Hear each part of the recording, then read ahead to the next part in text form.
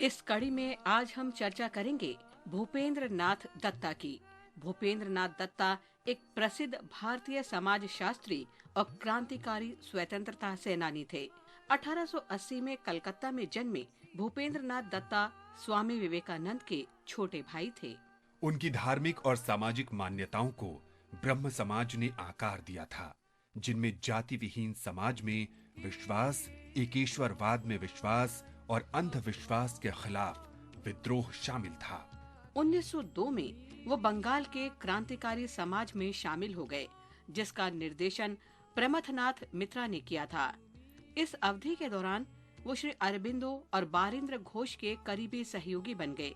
वे जुगांतर पत्रिका नामक समाचार पत्र के संपादक भी थे। 1907 में दत्ता को ब्रिटिश पुलिस ने राजद्रोह के आरोप में गिरफ्तार कर लिया और उन्हें 1 वर्ष के कारावास की सजा सुनाई गई। प्रथम विश्व युद्ध के दौरान भूपेंद्रनाथ जर्मनी गए और वहां क्रांतिकारी और राजनीतिक गतिविधियां शुरू की। 1930 में कराची में आयोजित भारतीय राष्ट्रीय कांग्रेस के वार्षिक सम्मेलन में उन्होंने भारतीय किसानों के लिए एक मौलिक अधिकार का प्रस्ताव रखा, जिसे बाद में कांग्रेस कमेटी ने स्वीकार कर लिया। उन्होंने अखिल भारतीय ट्रेड यूनियन कांग्रेस के 2 वार्षिक सम्मेलनों की भी अध्यक्षता की। राजनीतिक गतिविधियों में सक्रिय सदस्य होने के कारण भूपेंद्र नाथ को ब्रिटिश पुलिस ने कई बार गिरफ्तार किया था। उन्होंने 25 दिसंबर 1961 को अंतिम सांस ली।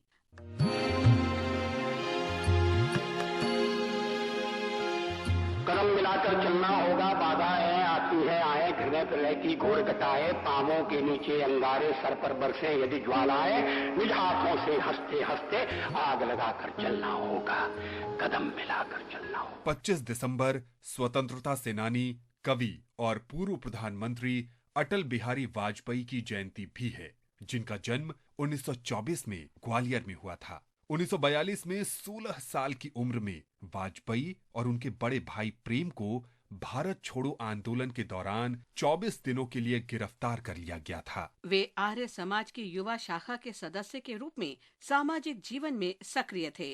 उन्होंने विभाजन के दंगों के कारण कानून की पढ़ाई छोड़ दी। टूटे हुए सपने की सुने कौन सिसकी, अंतर को चीर व्यथा पलकों पर ठिठकी, हार नहीं मानूंगा रार नहीं ठानूंगा, काल के कपाल पर लिखता मिटाता हूँ, गीत नया गाता हूँ। स्वतंत्रता के बाद अटल बिहारी वाजपेयी भारतीय जनसंघ के संस्थापक सदस्यों में से एक थे। उन्होंने भारत के प्रधानमंत्री के रूप में भी कार्य किया। उनके शासन को पोखरण 2 परमाणु परीक्षण, स्वर्णिम चतुर्भुज राजमार्ग परियोजना जैसी प्रमुख बुनियादी ढांचा परियोजनाओं और उदारीकरण के लिए भी याद किया जाता है। वाजपेयी एक प्रसिद्ध कवि भी थे।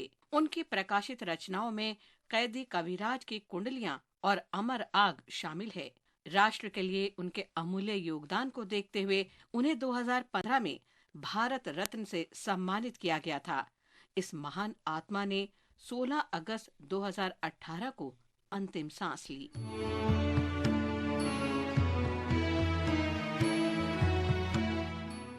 पच्चीस दिसंबर को महामना मदन मोहन मालवीय की जयंती भी है। एक शिक्षाविद और वकील, मालवीय असहयोग आंदोलन में एक महत्वपूर्ण व्यक्ति थे। उन्होंने शिक्षा और समाज सेवा के लिए 1911 में वकालत के व्यवसाय का त्याग कर दिया। उन्होंने असहयोग आंदोलन में सक्रिय रूप से भाग लिया। 1928 में वो साइमन कमीशन के विरोध में लाला लाजपत राय, जवाहरलाल नेहरू और कई अन्य लोगों के साथ शामिल हुए। Simon commission!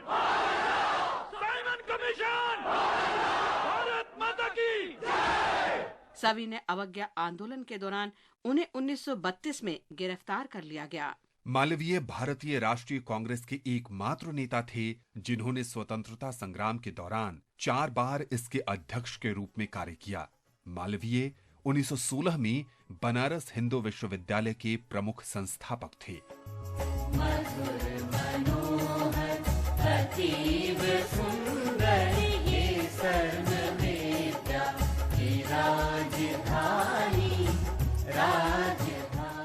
उन्हें 2015 में पूर्व प्रधानमंत्री अटल बिहारी वाजपेयी के साथ भारत रत्न से सम्मानित किया गया था।